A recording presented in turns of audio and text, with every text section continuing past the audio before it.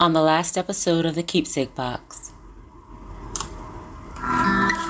Apparently, Antonio's probation officer had taken another position and was no longer assigned to him. Information that would have been useful prior to his arrival. Long story short, Antonio was unable to pass the drug test. The new probation officer wasn't impressed by him, and she expressed as much.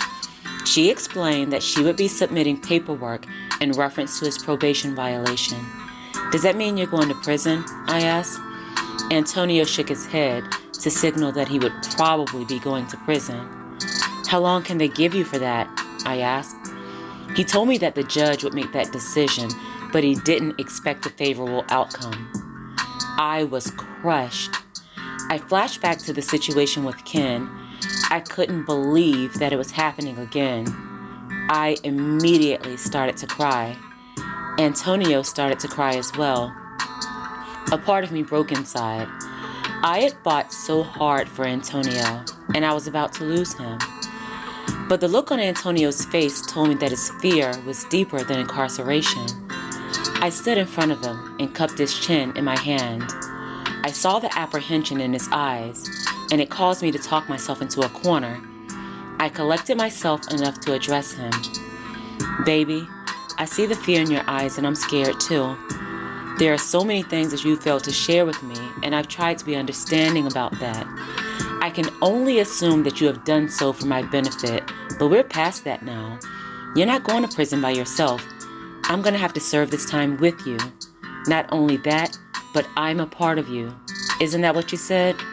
You have to let me know everything that we are facing. Whatever it is, we'll get through it together. Baby, what do you need from me?" It seemed that my words were enough to assuage him. Antonio put his arms around my waist. He wiped my tears away, even though his face was saturated with his own. He smiled. It was one of those smiles that was laced with a little bit of sadness. We had a conversation that I never thought I'd have to participate in. Antonio started. "Do you love me, little girl?" I said, "You know I do." He said, "Tell me you love me." I said, "I love you, baby." He said, "Can I trust you?" I said, "You know you can." He said, "This is serious, little girl. I need you to promise me." I said, "Baby, you can trust me with your life. I promise." He said, "I'm gonna have to." I said, "Have to what?" He said, "Trust you with my life." Chapter 13, Learning the Ropes. Narrated by Shandora Warren. Music by Epidemic Sound. The next day, we went to Antonio's lawyer. I read the sign as we parked in the front. The law office of David L. Herkowitz, Esquire. His office was exquisite and impeccably designed. I remember wondering how much Antonio was paying him. That level of luxury certainly didn't come cheap. Antonio signed all of his businesses over to me and made me the executor of his estate. He even made me the beneficiary of his life insurance policies. That's when things started to get real for me. Antonio was serious about getting everything in order. If I have to be honest, it made me worry a little more. It was as if Antonio didn't think he'd make it out of prison. Like he assumed that I would mess everything up so much that he would be murdered as a result. That's enough to scare anyone, especially someone with no point of reference to the subject at hand. But it was too late to turn around. It was happening. After signing everything over, Antonio started the process of exposing me to all of the businesses. I knew everything there was to know about the strip club. I immaculately kept his books. I even knew how to order everything that was needed and handle payroll. Antonio had a few other businesses that pretty much ran the same way. I learned that there was a me at each business. In each case, there was a cute young girl who managed the paperwork and kept things in line. It was very obvious that the girls didn't like me, and I wondered if Antonio was sleeping with them as well. It seemed that they always smiled before realizing that I was with Antonio. They weren't ever really receptive towards me, and I made sure to let them know that I noticed. I didn't speak to them, and I allowed my facial expressions to convey my feelings. Neither side had to wonder how the other felt. I never mentioned my discomfort to Antonio. I knew what he'd say, and I wasn't in the mood for his theatrical breakdown of fabled logic.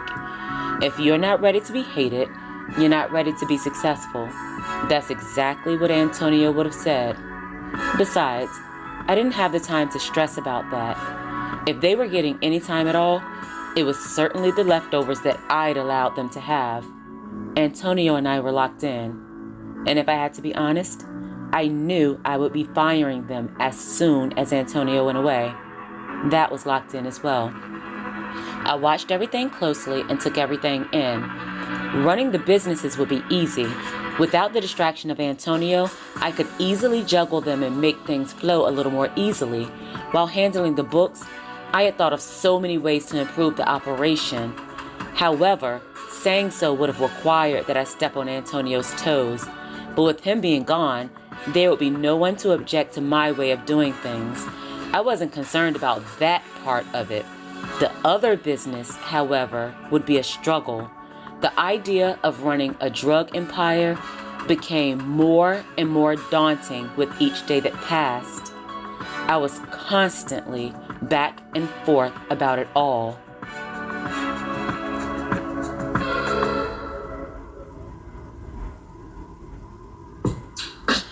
Thinking back, I always knew that Antonio sold drugs.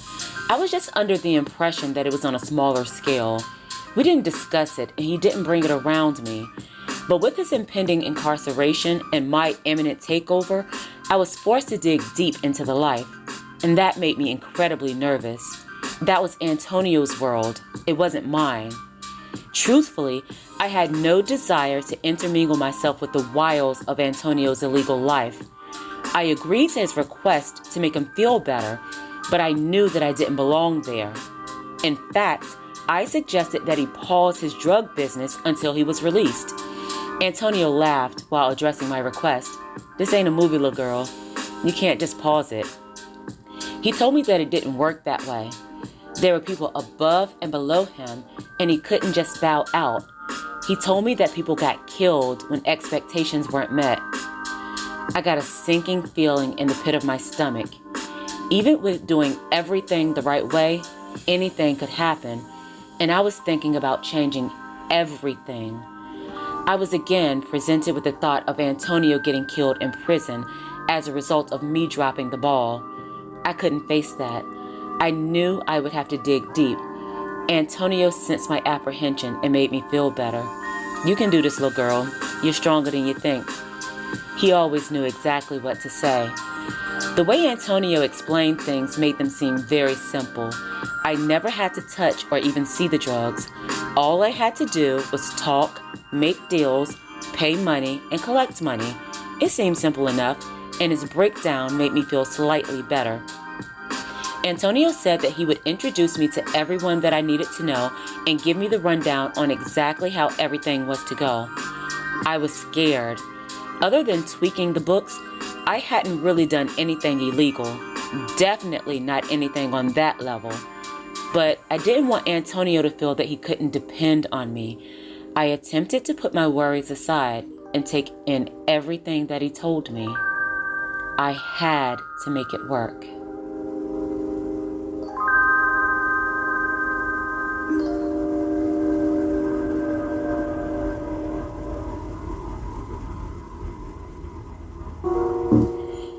Many people will wonder why I agreed to such an extreme undertaking. Most people wouldn't just agree to become a drug dealer, especially not on such a large scale. But you have to understand something. Antonio had been good to me. According to my perspective at the time, he supplied my wants, needs, and deepest desires. He provided some things that I didn't even know I wanted or needed, and he hadn't ever really expected anything from me. Additionally, I couldn't discredit the fact that I had been more than willing to spend every dime that Antonio accumulated from said drug business.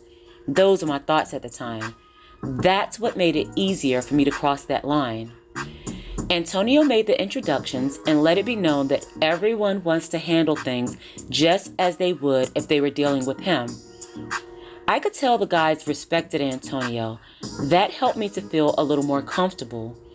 Maybe the respect they had for Antonio would spill over to me. Deep down, I felt that it would. Antonio wouldn't put me in danger. He loved me too much. So I took everything in and prepared to take on my new role. Like I said, there was no turning back. I promised Antonio that he could leave it all in my hands and I wouldn't make him regret it. I agreed to everything that was asked of me. As it turned out, we would both end up regretting that to an immeasurable degree.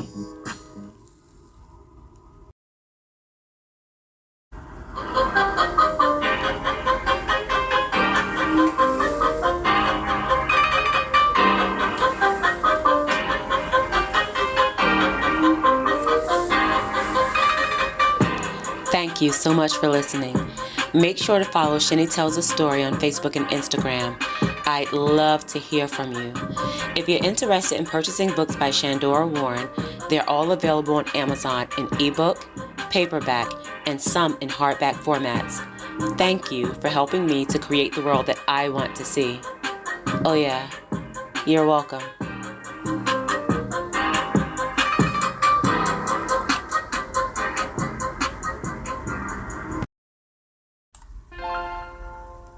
Shine, little girl.